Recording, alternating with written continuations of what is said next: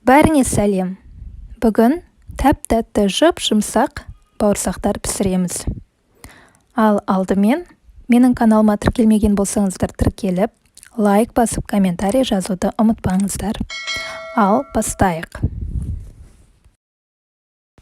Ең алдымен бір жұмыртқаға тұз, қант және де жылы айран қосып, оның үстіне бір қасық ас содасын қосып, жақсылап тұрып араластырамыз.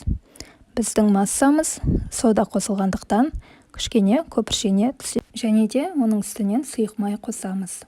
Және де араластырамыз. Ал енді сұйық массамыздың үстінен илеуіштен ұн өткіземіз.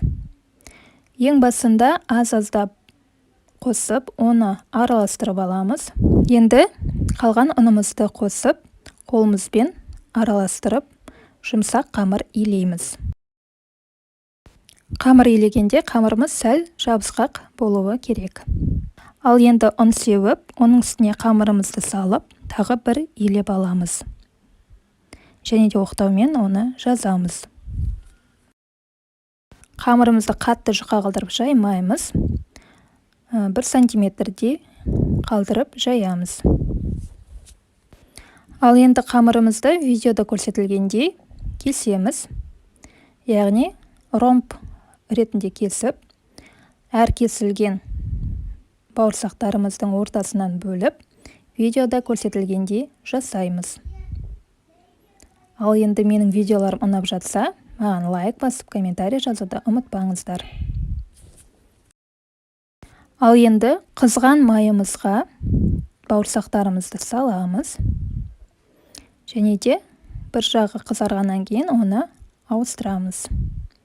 Осылай қызарған бауырсақтарымызды тарелкамызға саламыз. Тарелканың үстіне салфетка немесе басқада қағаз жағып қойсаңыздар болады. Ол біздің бауырсақтарымыздың майын кетіру үшін.